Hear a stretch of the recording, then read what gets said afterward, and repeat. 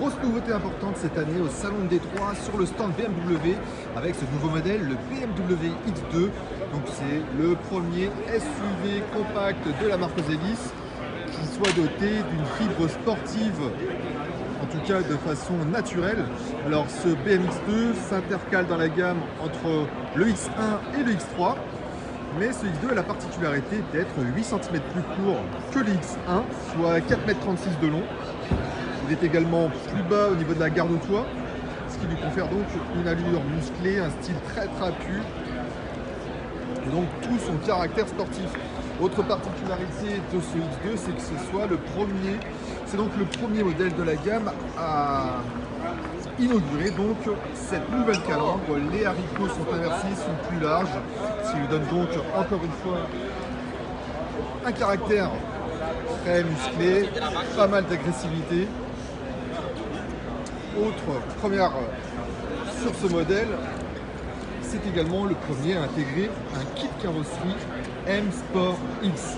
Alors ce qui fait donc 3 kits carrosserie disponibles sur ce X2. Du côté du modèle kit carrosserie de base, le kit carrosserie M Sport, on trouve également aujourd'hui le kit carrosserie M Sport X. Donc un petit caractère à la fois sportif et baroudeur. C'était évident.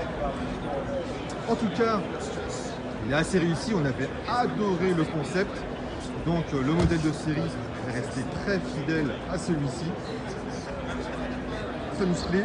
On retrouve également le logo de la marque Ozellys sur le montant C, en clin d'œil au modèle sportif des années 70, 3 litres CS, CS6, CSL.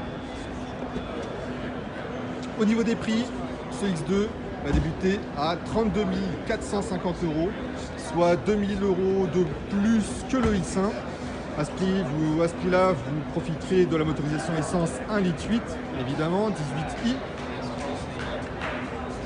Mais il profitera progressivement de tous les moteurs du X1, à savoir le 20i, évidemment, le 28i, le 20D, le 25D, 18D évidemment, mais il pourrait également profiter de motorisation exclusive, ce X2, grâce à sa fibre sportive qui lui ouvre donc des portes, un peu à l'image de la BM série 4, de la BM série 3 qui profite de packs moteurs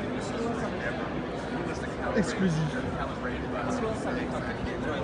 Voilà, donc ce X2, de toute façon, vous ne serez pas étonné de le voir ensuite motorisé par un petit 6 cylindres, X246 par exemple.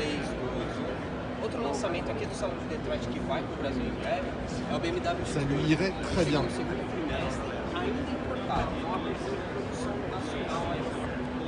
Comme vous pouvez le voir, il attire les foules, il plaît beaucoup, on comprend pourquoi. On ne vous a pas parlé de l'habitacle, mais sans surprise, on retrouve le mobilier du X1. Rien de particulier, rien de spécifique à ce X2. Certains pourront le regretter, certainement, mais de toute façon, cet habitacle était très bien fini. Ça ne choque pas du tout.